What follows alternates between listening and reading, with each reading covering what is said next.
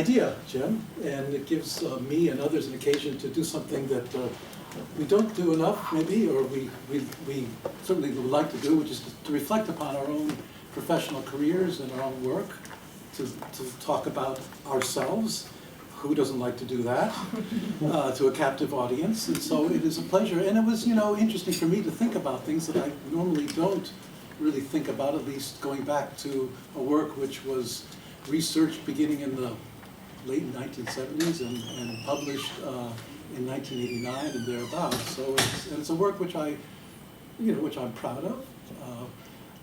But I've left that work behind too. The work that I've been doing for the last now several years, and which has now come to fruition in the form of a book, is entirely different.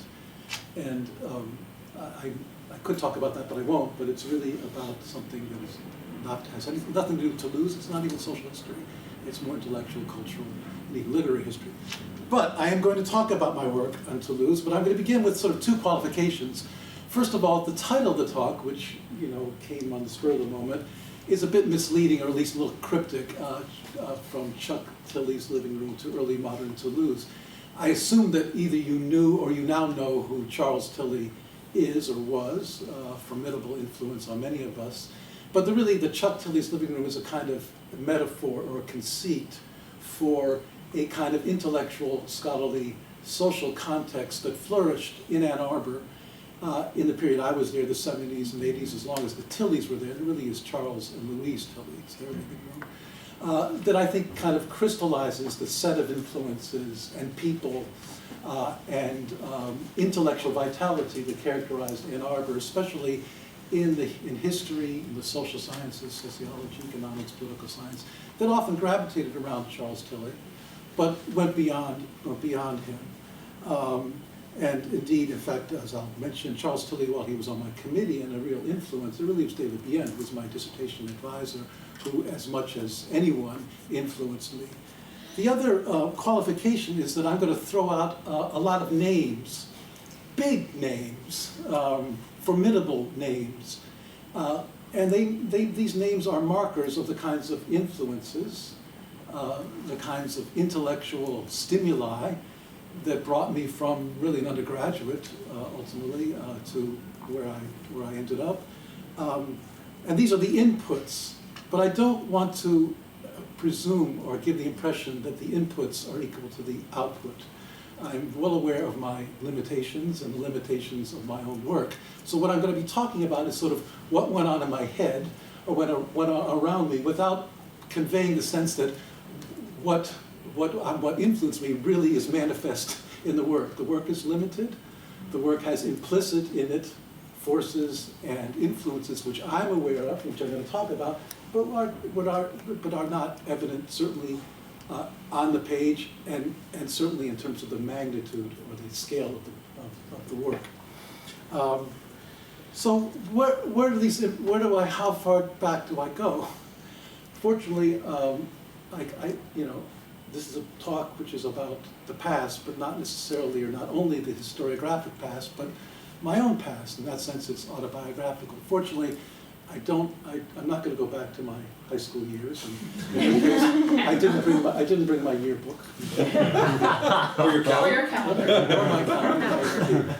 But I will begin, with my college years at an institution which unfortunately is in the news a lot today.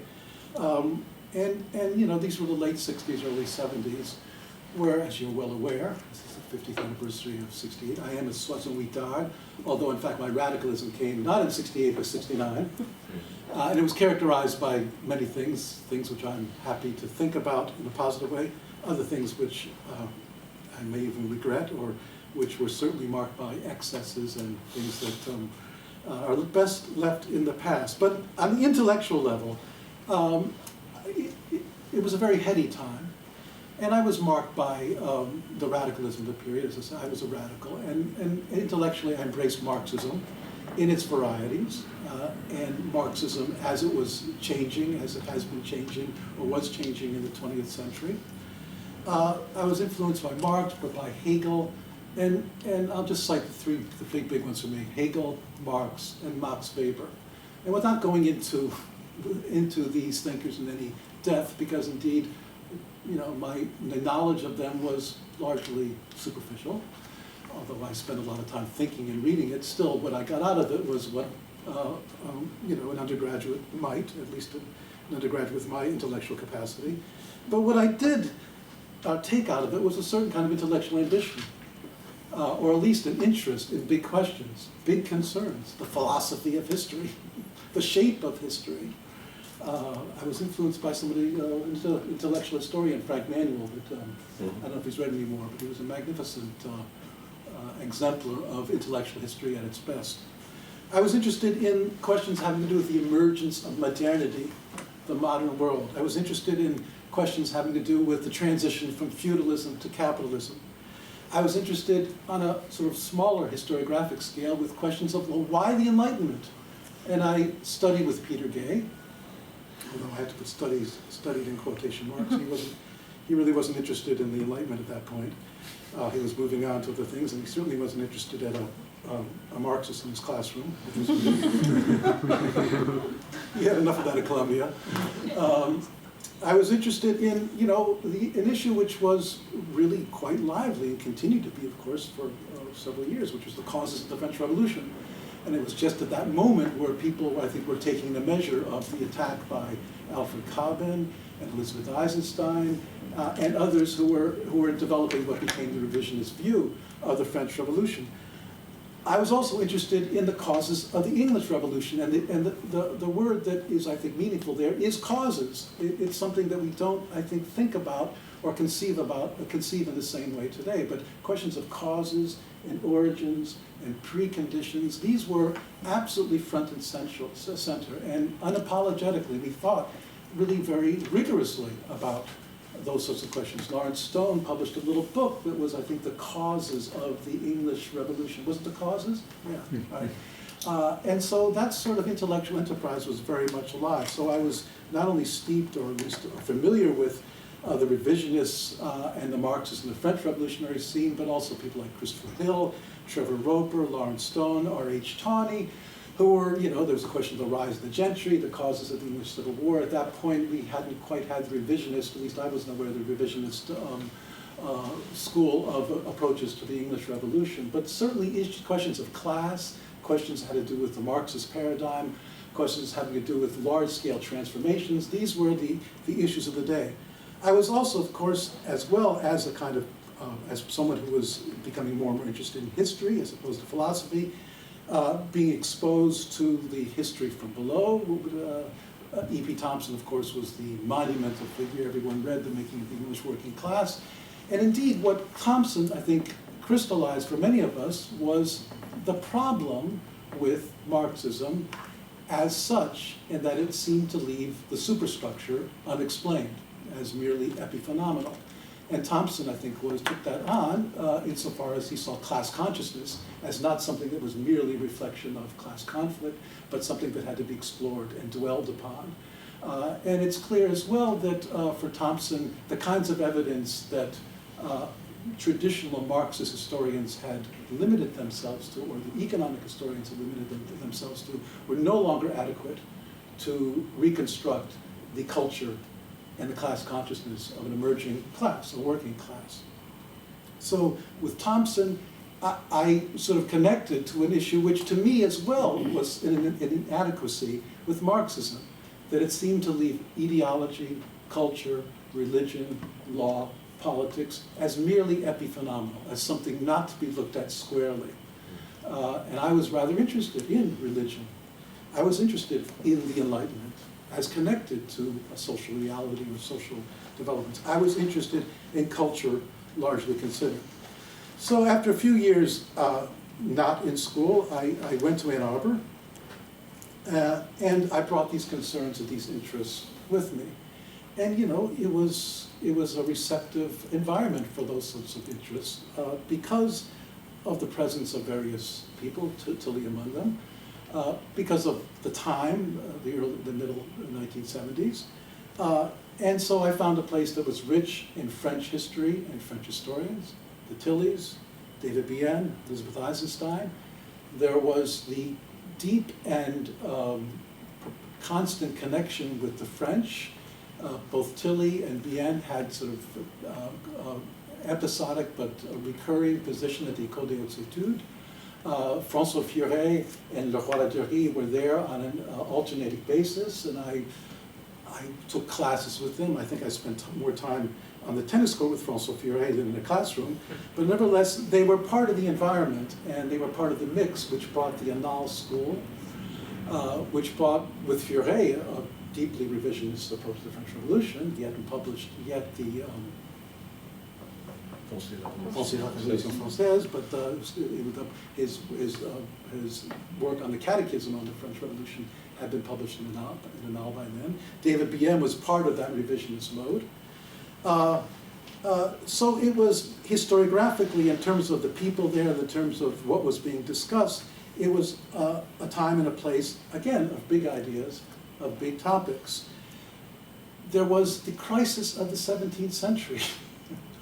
An episode of historiography which began with E.J. Hobsbawm's article, I think in 1954, a two-part article, and continued through the 50s and 60s and into the 70s, drawing upon historians really as far away in terms of their interest as Latin America, Mexico, mostly though in Europe, Western Europe and Eastern Europe, the Mediterranean, which sounds, in terms of its title, sounds like it's rather narrow, but it brought to the fore a whole range of important issues having to do with Marxism, having to do with the transition of capitalism from feudalism to capitalism, having to do with demographic and economic history of the broadest sort, generated an enormous amount of interesting historiography, so interesting that it ultimately sort of destroyed, in a sense, the paradigm in which it operated. And it's one of these debates which was very generative, but it was so generative and so successful that it sort of, what came out of it undermined the very sort of concept of a crisis of the 17th century. As part of that, there was a smaller sort of debate, but nevertheless a sort of sub-area of this debate, which was over the Brenner thesis, Robert Brenner's long article in Past and Present, where he attacked Poston and Le Roi Ladurie, looking at the demographic or monetary history as ways in which we can understand sort of transitions and fundamental changes. There was as well, in 1974, the publication of Emanuel Wallerstein's, the first volume of the Modern World System, which in fact was published in a series edited by Charles Tilly, Academic Press. And so we sort of, got the news first. It was something that was present in a sense in that living room. And so big questions having to do with economic change, a world system, and everything that went with it. The enormous historiography. Do you remember the bottom of the page of that book? Nowadays, it's routine for people to sort of overload their pages with footnotes because, of course, you could do that with word processors. Then it wasn't so easy. But it was a revelation, because here was a sociologist who had absorbed several generations of not just economic history, but social history of every kind. And it was a monument. I mean, forget about what he said, in a sense. You could forget about the thesis and just read the footnotes. In fact, just add this as a kind of digression. Chuck Tilley told us that the good news is that the Modern World System is coming out in paperback.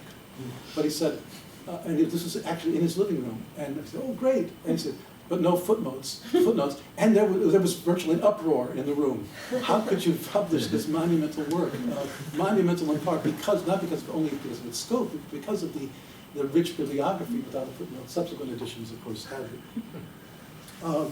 So all of this seemed to jibe with my, kind of my undergraduate concerns. Of course, refined, honed in a bit.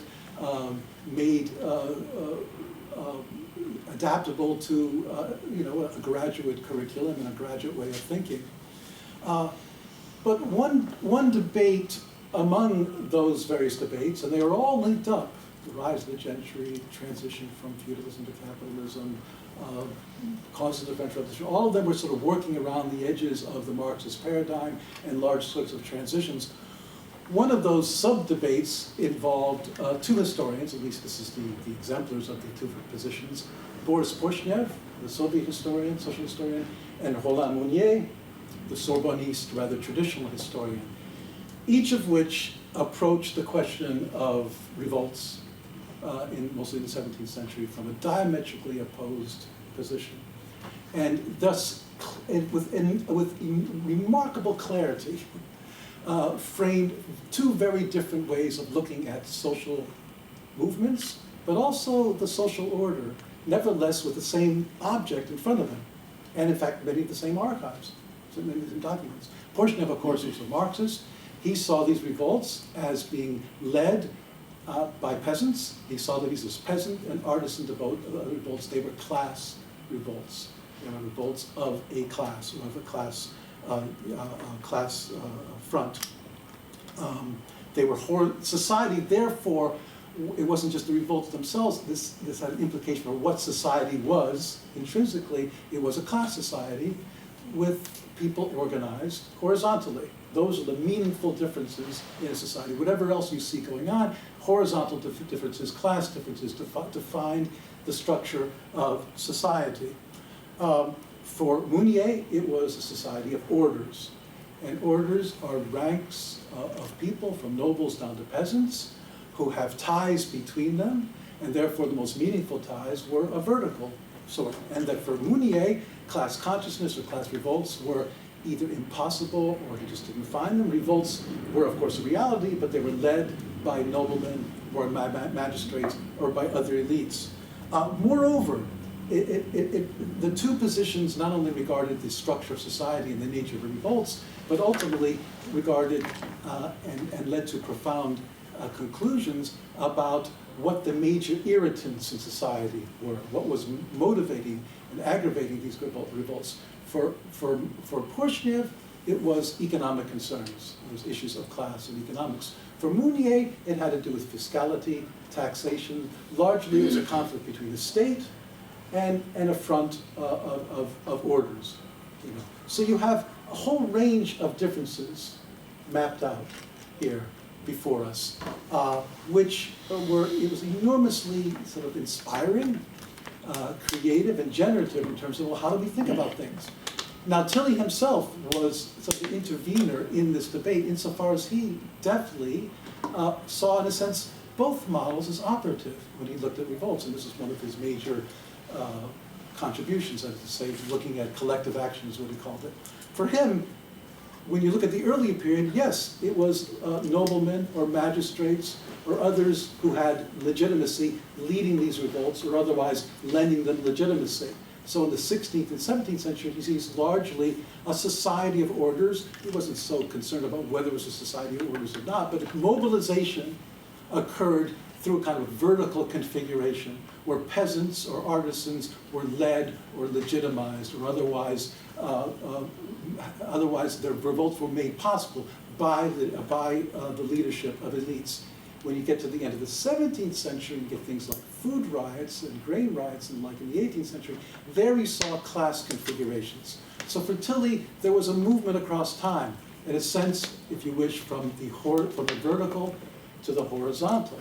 And this, to me, began to look very interesting. And indeed, really, if you read my introduction, my book on Toulouse, this was really my point of entry.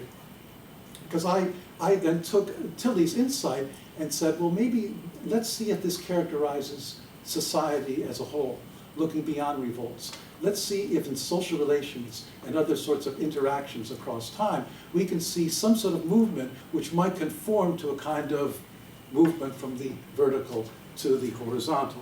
And that indeed is one of the themes that runs through this book. But before I get to that, I have to bring in something else, because Mounier, along with many, many others, helped introduce what had been, in fact, a kind of neglected element in the history of early modern Europe, and I'm thinking about especially what we might call a pre-modern society, especially from Marxists. And this gets us back to the question of the superstructure and what wasn't looked at squarely, because traditionally, at least, Marxists are not that interested in politics. And of course, neither are the Annales historians. Again, this is episodic, it's purely events. There are fundamental realities, demographic, geographic, economic, that are the things you look at across the longue durée. So interestingly, from the Annales and from traditional Marxists, there was a neglect of politics, but of course a neglect of the state. Well, Mounier, by posing the state as the moving force which is provoking these revolts by its demands, especially from Richelieu onward, help frame the state as a subject of study, which indeed, to me again, in the 70s, becomes something enormously important, which characterized not only my work or others. Because of course this was one of Tilly's great concerns. There was a book published in 1985 that was edited in part by Theda Skocpol, which included articles by Tilly and many others, which was called Bringing the State Back In. And that was actually sort of a late manifestation of what was already en marche. Tilly's important edited volume, The Formation of National States in Western Europe, had been published in 1975. And this helped present the state as an object of study that was not merely epiphenomenal, not merely secondary to other more fundamental processes, but for Tilly, while connected, of course, if you've read his books like on coercion and capital and states, cities, while connected, of course, to economic development, economic change, has a kind of independent weight, that it can't be looked at as merely the result of other phenomena and other configurations. And indeed, one of the few ways in which Charles Tilly and David Bien overlap, because I must say, and I don't know if you're going to have any more David Bien students here, I guess you won't. No. Many of us, one of the most interesting things, maybe this happens here, I don't know, is that those of you who are dissertators at this point, sometimes it's very interesting, let's put it that way, when you're dealing with two very different advisors, who have two very different ways of looking at the world. And Charles Tilly and David Bien were very different in so many different respects. Just their output, their styles of thinking, their ways of writing, the scale in which they worked. So it's hard to imagine, and again, many of us, when we talk among ourselves, we often discuss how we think about navigating between the two of them. Most of us, I think, found it an enormously positive experience, but it had to be thought about deftly. One of the ways in which they did overlap was with the concern of the state. For Tilly, it was state as such, coercive power and the like. For David Bien, it was more in terms of corporatism, fiscality, the army. He looked at things on a much more close up than he had this. He had this great phrase: "The state as a social fact." Who did? David Bien. Yeah. Right? No. So I think it's a wonderful way to conceptualize it. Yeah. But for Tilly too, it was a factor. And for him, Tilly, it's state making as a process in history. Which of course you have to be careful. It sounds like it's something that just happens. But as if it's a sort of supra historical phenomenon. But that nevertheless was both of their concern. And so, being influenced by both of them, for many of us, then the state becomes an object of our study. And so, when I got to Toulouse, really, what the study in Toulouse, on the largest level, is a study of state and society. Of course, once you get into the archives and once you sort of begin the real work, these categories break down, entirely. What is state in a city is not a monolithic thing. It's a set of processes. It's a set of institutions. It has a multitude of different faces over time. But nevertheless, enough commonality so we can call this a state power or a governmental authority of various sorts. And of course, society too is, what is society? Society clearly is nothing but a term. Meaning, well, what the social order is, what social dynamics are, and a whole range of things. But what I brought to the study of Toulouse was a whole range of concerns. I've tried to suggest here, with an interest in the state as a sort of moving force, as a generative force, as a determinant force, if you wish. But along with that, there were other adjacent concerns. One, it gets me back to this question of culture and religion. I was really interested in those as phenomena, as lived realities, and I was very much taken up with the idea of sort of reconstructing the texture of whatever these were in terms of people's lives. I was interested as well, as a historiographic part of that, in the Counter-Reformation. And indeed, in the 70s, people, of course, wrote a lot about the Reformation, but it's interesting to see, you go back, the Counter-Reformation, or Catholic Reformation, was at that point somewhat neglected. And yet, of course, to do France, except in the Protestant areas, you're dealing with the Catholic Renaissance, the Catholic Reformation, a Counter-Reformation, a renewal or refurbishment of religious life, which is extremely important, especially with a capital of religion in the area, such as Toulouse. I was also interested in cities. I mean, I can't say I was interested in cities per se, but I wasn't interested in peasants. I was interested in a society, I have nothing against peasants, but I was interested in a society that was, if you wish, articulate, that generated evidence that was qualitative. And in fact, it just so happened that cities, like the Counter-Reformation, were somewhat neglected. The Annales School privileged regions and peasants and the like. There was Pierre Déon's study of Amiens. There were a few other monographs of people of my generation working on cities, but there wasn't a sort of basis of urban history that I could rely upon. I was also interested in the longue durée. I was interested in history over time and over a significant amount of time. My dissertation took up about 150 years. The book ends up being more than 300 years. Now, I did that, and in doing so, I know that I neglected much that could have been done, that would be done if one focused on the wars of religion or on the Enlightenment in the 18th century. But going back to Toulouse, and I did have the privilege over the years to go back, I also was fortunate enough when I went to Toulouse for the first time to do my dissertation research, I had a kind of what's called a Bourse Chateaubriand now. It wasn't called that then, I forget what it was called, but, and then I got another fellowship soon after I arrived, which allowed me to sort of have a horizon of basically 18 months. And so that at that point, this was early on in the archives, I was sort of liberated in a sense, and I started wandering about in the archives, which is sort of a dangerous thing to do, but I felt that was, I should take this time and use it. But I was interested ultimately in creating a history that went over the long term. And I said to myself, you're doing a city, it's just a city. Now, of course, at that point, it was the second city in France, a significant city of 40,000 people. One should never apologize for doing a city or a village or a single person. Nevertheless, I thought, well, there's a trade-off here. I'm doing a city, but let's do it. If I'm doing a geographically limited entity, let's do it over a long period of time. Plus, I was interested, and this is something I carried through from my undergraduate years, I was interested in change over time. This seemed to me to be a meaningful and important thing to do. And in order to capture change over time, it seems to me that the meaningful change, the kind of change I was interested in, it had to be looked at over the long run, which of course is the whole point between the Annales idea of the longue durée, that you only could perceive these sorts of changes, which might just seem close up, little blips, meaningless blips. You can only perceive it if you back up and stretch out that timeline.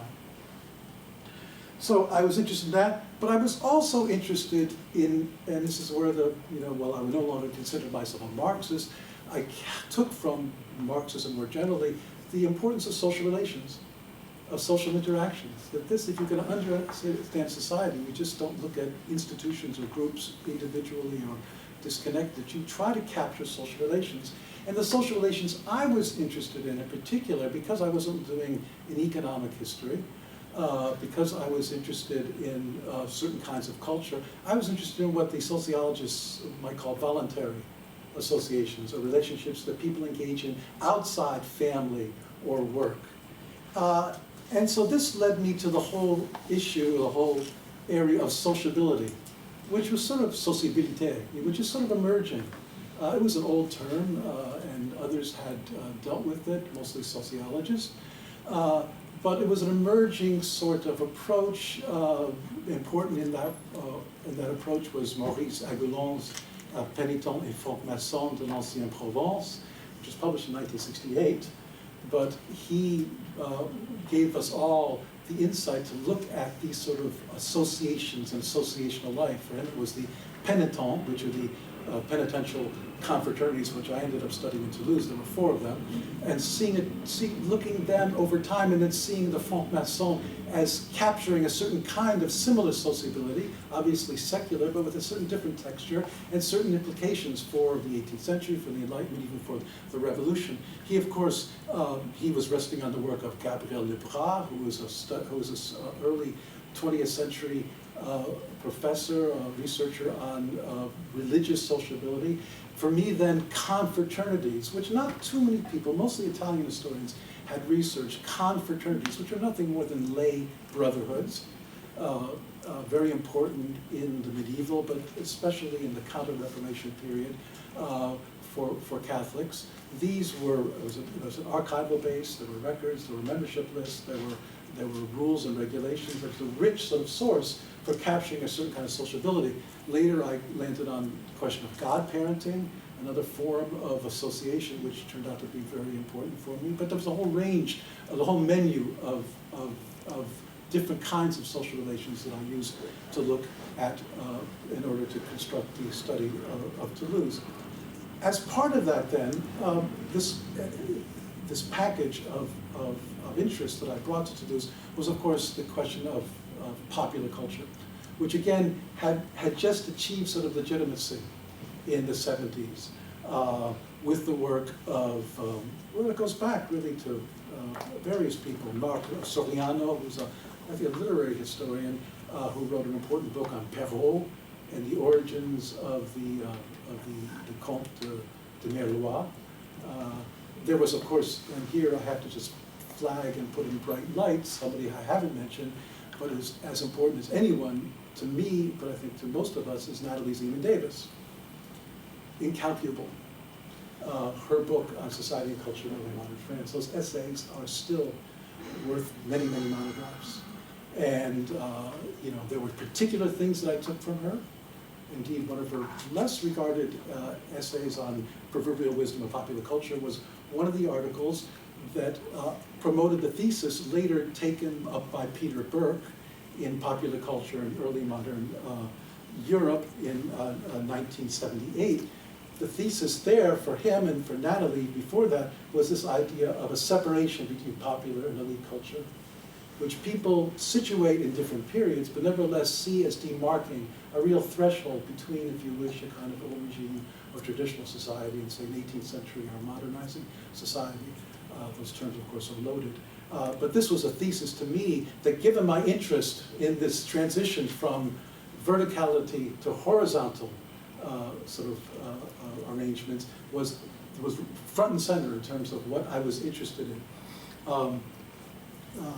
All of this, of course, in terms of Natalie Zeman's work, you know, fed into this idea of history below, doing the history of ordinary people, of women, looking at revolts, looking at ritual, looking at a whole range of things that historians have not really looked at very carefully. But it's more than that. It's the particular eye and touch and care and brilliance that Natalie has given us in all of her work.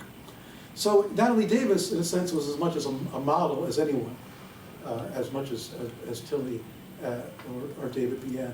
And I would say both Bien, who you know wasn't terribly productive, but Natalie Davis, I think they work best in the essay form. I still think that Natalie's best work is in the smaller scales, the essay form. As important as her work. I just taught the Return of Martin Gare, which is still a wonderful book, and deceptively, it reads so clearly, and you sign it to undergraduates, but there's so much there in terms of knowledge and analysis. That her essays, though, are wonderful, and David Bien's essays are just gems. So from Natalie, I mean, she was a model, in part because she did what I always try to do, and I try to think of myself as an historian whose task is to be evocative, to try to reconstruct as much as possible the lives of these people, but to be analytical. and to think about change over time. And as well, to be interdisciplinary, which is something that Natalie, especially in the early years, was more so than anyone, and especially in anthropology. She took the ideas of Victor Turner, that was ultimately from Van Gennep, the idea of rite of passage and ritual, liminality, and used this in various contexts. I think many people saw that as enormously one of these things that just became part of our toolkit in terms of analyzing popular culture and all sorts of things. All of which led me, and here I really will conclude, with really the bridge to my other, much smaller book, The Ceremonial City, where Natalie's work as an anthropologist, or as anthropologically informed historian, is very important. But there, it was everything that all the influences that I have talked about today, but as well, it was Clifford Geertz, who also, I think, for Natalie and others, was enormously important. And again, an essayist, and a person who thought not just ethnographically, but philosophically, epistemologically, and wrote like a dream. He was a poet of the social sciences, somebody called him.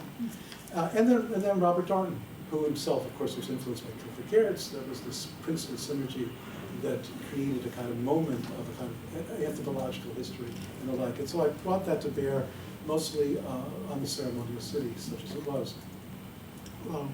I could say one more thing about going back to the first book on Toulouse.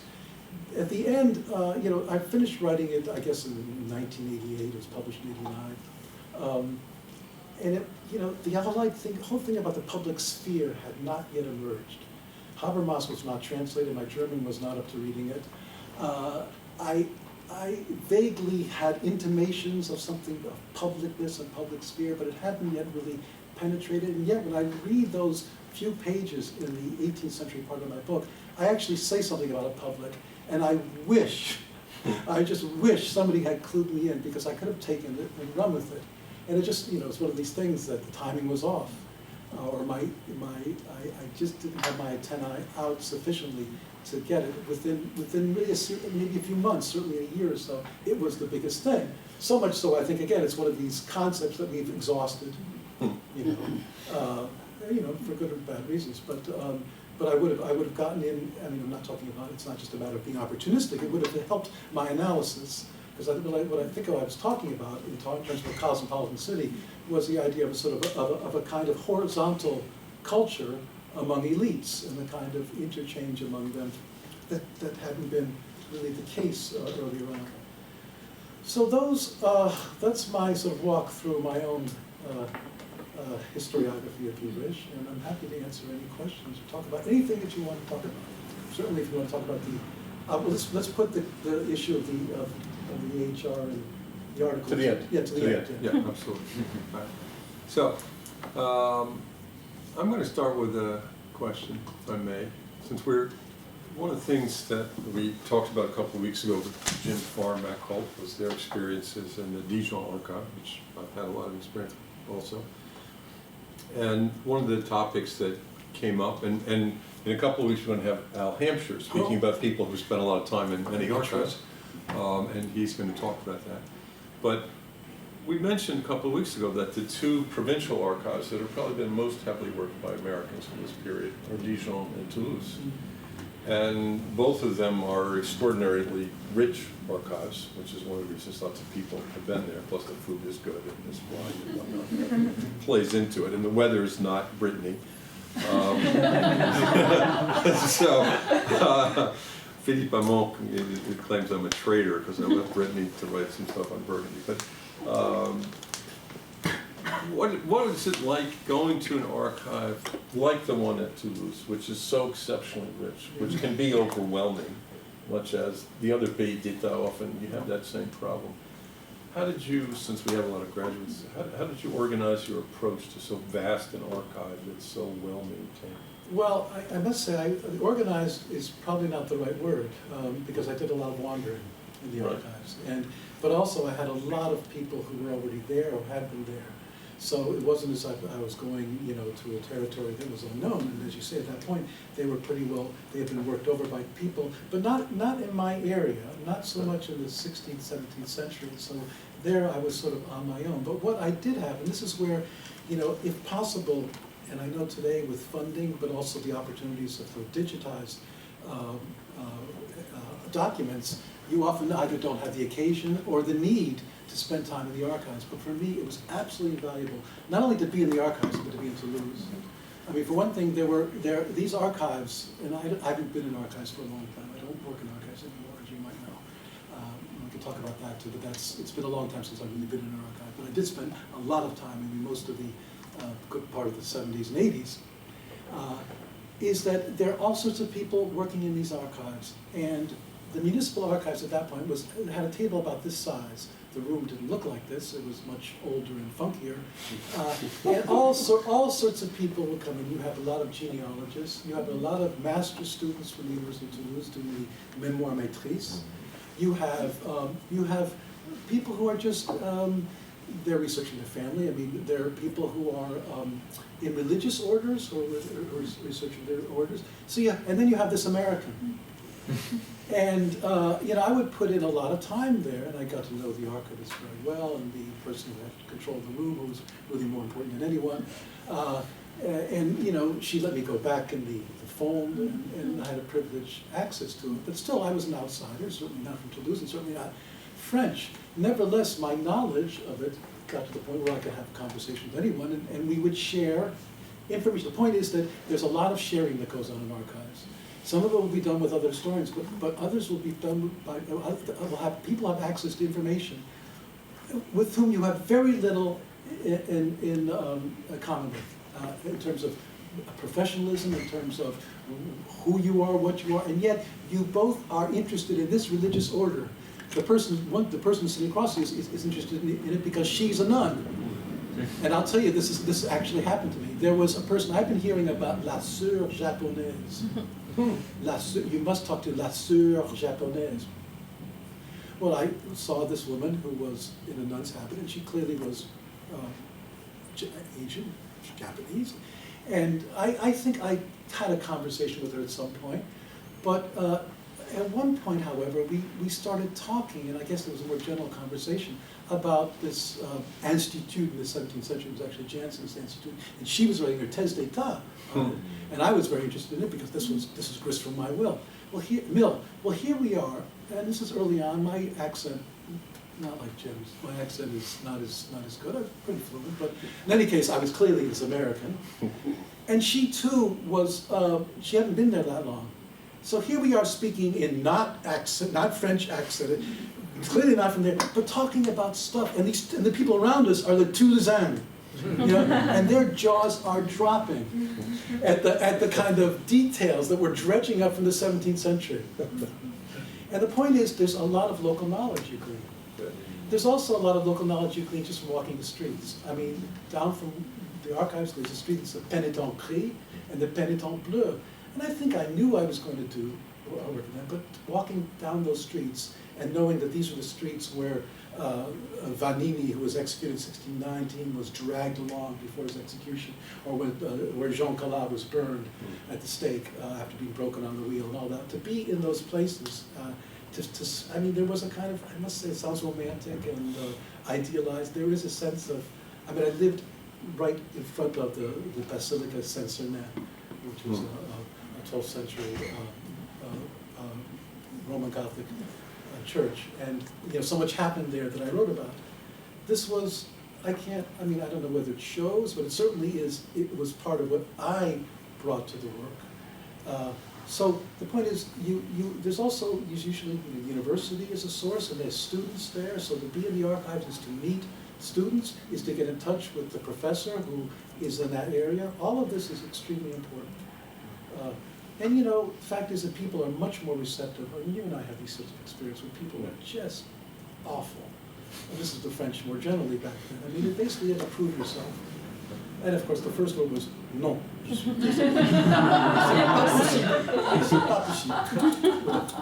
You know, and well, one of the historians you mentioned, whose name I won't say, was one of the worst of that. French historian mentioned earlier. Okay. Can I ask a follow-up, very short follow-up question? You said you knew you wanted to do urban, and then you say, okay, I went to Toulouse. Why Toulouse? Did you know in advance what you could find there, or? Well, first of all, there were people who I knew from Michigan, David Bien, but also Ron Amizadi, who was a sociologist who worked in Toulouse in the 19th and 20th century. But also, I was fortunate enough, and we were talking about this earlier, I got a pre-dissertation grant, so I was able to basically hitchhike around archives in the summer of '76. And that too, I mean, I'd never been to France before, my French was terrible. I brought my tennis racket, which actually was useful because somebody picked me up and we ended up playing tennis. I always brought a basketball. No, yeah. You meet all kinds of interesting people though. So I was able to suss out the archives and knew that there were, but also I was sort of prejudiced to begin with because I'd known about Toulouse, and there were things going for it, including well, the university, but the environment, the climate, the culture. And we had some, I mean, Bob Forster had written Bob a book Forster, on that. absolutely, You know, yes, his yes. book was really Yes, important. Yes. And I think it's interesting that Bob had also written about Burgundy, Yeah. right? And so Bob wrote a book on the nobility of Toulouse in the 18th century, and then he wrote a book on the House of Saint-Tavan in Burgundy. And he then wrote on La Rochelle. Yeah. But some of the topics that he covered were things that people then followed up on. Yeah. And when he retired, John DeWalt gave a great talk at his Oh, yes, it was retirement. Remember, it wasn't a great wonderful. talk? And about how Bob had such a big influence, not simply in the quality of his work, but in the kinds of topics that he had picked, and in making us aware of what was out there in a place like Dijon, or not Dijon, well, yeah, Dijon, or Toulouse, or La Rochelle. And that kind of stuff has a big impact, because I think now, less so because so much is online. I mean, the municipal archives of Toulouse, the deliberations are online. Yeah. So I've read all the deliberations without actually having to go there.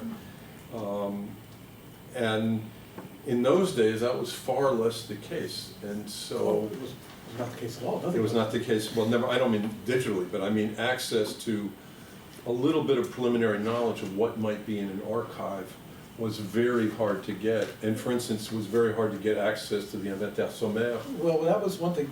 We had that in Michigan, and Yeah. those are useful for the Parlement.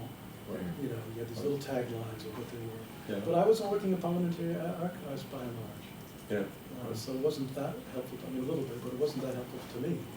And many of us thought, you may have done this as well, in the old days you would go to either the BN or the AN because they had a complete run of all the provincial and municipal archive catalogs and the inventaire sommaire, and so you would go to the Salle des Inventaires before you could go out to your provincial archive. I didn't do that because I went directly to Toulouse, and there was no question Right. about it. Right. But I should note as well, I toggled between the municipal archives and the departmental archives.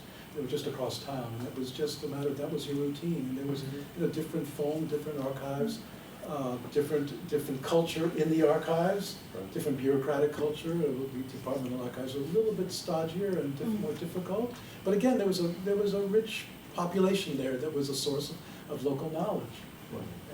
And everyone came through. Sissy Fairchild, Tim Tackett, Bob Forster was there at some point. Bill Beik. I never ran into Bill, actually. Really? No, he never. I read his dissertation and then, of course, his book. And I didn't Right. mention, I should have mentioned Bill. And I apologize for that, especially given the fact that this is named for him.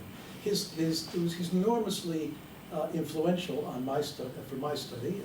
Certainly helped me think through the Portland-Mounier kind of conflict. But that was absolutely essential for all of us. Yeah, indeed. All right, so. I'll ask a question. I'm curious about what you did in those years after college and before you went to graduate school. Well, I knocked about, and I actually spent a year in Israel for various reasons, and did several things. I hung around in Cambridge. I had a good friend, a relationship in Cambridge. Ended up doing virtually every psych experiment in William James Hall, but I think what I convinced myself in those 3 years is that I wanted to be an academic. It was the last thing I was thinking about when I was a radical as an undergraduate. But I found myself sort of reading. I remember Hannah on the keyboards, reading Hannah Arendt on revolution and taking notes. And thinking, well, what am I doing?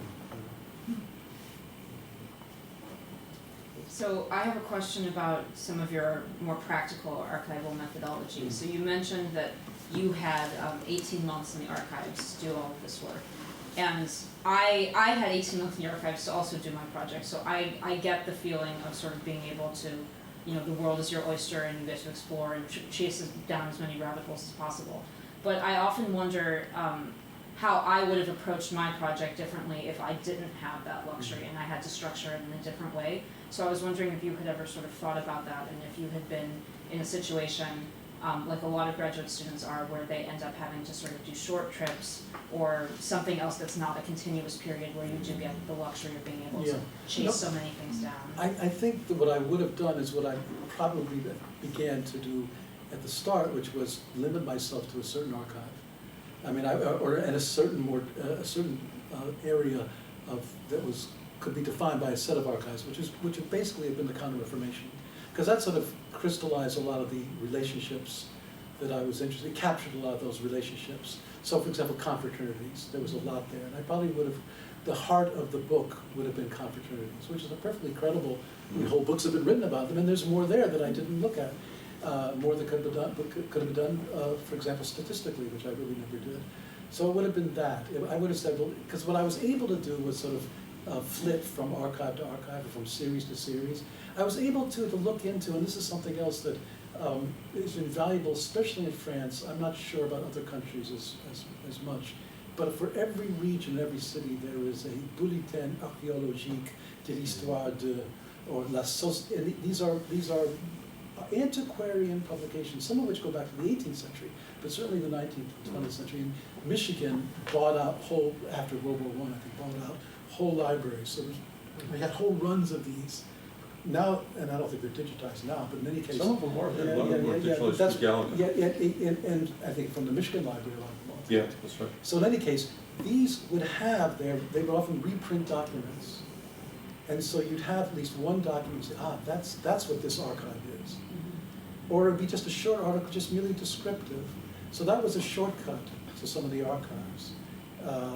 And you know, that took a little bit of wandering, because there was no easy way of finding this stuff. It was serendipitous. But I would have, I think, limited myself to a certain series, a certain time period, a certain set of phenomena under the rubric of either religion or revolt or something like that. Right? But what I was able to do is to say to myself, really, once I knew I had this period, okay, I'm going to look at different experiences. I'm going to see if I can line up these different experiences over time, but also clustered in certain periods, to see if they reproduce what I'm guessing to be this shift between, again, this is very abstract form between the vertical and the horizontal. Yeah, it's interesting because Columbia's library had a run of some of those, and a couple of the antiquarian journals they had related to Brittany, and of course they had another Bretagne. And in the 19th century, they published a lot of documents. And so I also was able to see quite a large number of Breton documents, to have some idea what those documents were like before I ever went to the archives. Yeah, and while you didn't have to deal with handwriting, they were often verbatim. And Oh, they yeah. were verbatim. Yeah, they were verbatim. So you were dealing with the kind of language that you maybe hadn't encountered. Yeah, not maybe. Yeah. Right. Definitely. Yeah. Well, I ran into Occitan. Right, oh yeah, And sure. I learned it enough to write on it. And I did it with Occitan poetry, which was one of the best. I mean, that I wouldn't have encountered if I hadn't been there. Because there was this Occitan Renaissance in the late 16th, early 17th. I ran into very little Gaelic. Really? Yeah, even in the West where they're Gaelic speaking, the government was not into keeping records in Gaelic. And where you would really see the Gaelic problem was in people's names. Oh, yeah. Because the French clerk trying to transcribe somebody's Gaelic name, which is hopeless. And the spellings were just, well, you saw some of that with the port things, where the captains from the West, they had no idea what the guy's name is. They just kind of, the first names, Tanguy and some of the others, okay, they knew those, but the last names, it could be anything, because they're dealing with Gaelic. They have no idea what's going on. Getting ready to ask a question. Well, you moved your hand. Go on. I guess I can. So, doing a city-based social history, how do you find that the growth in colonial studies is changing the way that people approach cities? Well, that's the thing. I mean, when I think about, if I were doing Toulouse today, would I do just a city? And I don't think any credible dissertation advisor would allow me to do with just the city. And what I would do is then think more seriously about the connection between Toulouse, and I've actually thought about it, going back to the pastel industry, and the pastel, which was really the center of the production of woad in the 15th and 16th century, which was the source of blue dye. And that put it in touch, that put it at the center of this international market, certainly kind of Atlantic and Mediterranean. So, and there's a great thèse book by Gilles Castere that's been written on it, but it's one of these thèses that's pretty deadly, but it tells you everything, but not very usefully, you know. That could be looked at again. But then again, then you go from that to the grain trade. And after the Canal du Midi in the end of the 17th century, Toulouse becomes, it's a little bit like the Ukraine of France. I mean, it's this sentence that Bob Forster wrote about. And so it's part of a grain market which is connected to the Mediterranean and the Atlantic. And so I suppose what I would be prompted, given the vogue today, is to think less about the small-scale social relations and the culture of a city and all its variety, lovingly reconstructed, and thinking about the connections to the wider world, because that's what we're doing. Now, would that have been would I have enjoyed doing that? I don't know, but it certainly is the way things have been going for a while now. And I think there's a downside to some of that. I'm not sure. Better watch out from it. Okay. Well, no, because I will resort to my position as the HR editor. I mean, I presided over a journal, and I think we were in the forefront of transnational history, and I certainly saw a lot of it, published a lot of it, and I think it's been fantastic. I mean, what it's done. I just you know, there are certain things that are, you know, if you're going to do truly transnational history, you have to know the archives in several places and the languages, and often that's not the case. But to get back to your question, I think that connections between the city and the countryside and beyond are, you know, is at the heart of urban history. I mean, you know, and I know I didn't deal with that.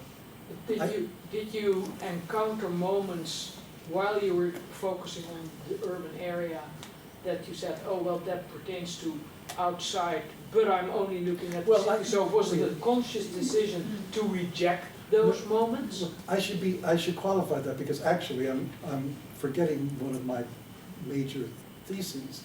That is to say, one of the things I try to argue is that Toulouse, in the earlier period, from the 15th to the 16th and the 17th century, and here I'm talking in general terms, is largely, the culture is largely Toulousain and defined by the Toulouse experience. But that in the 18th century, it becomes a cosmopolitan city, and it resonates with national concerns, I mean, with Paris. So in that sense, my book is about kinds of influences and factors that come from without, that are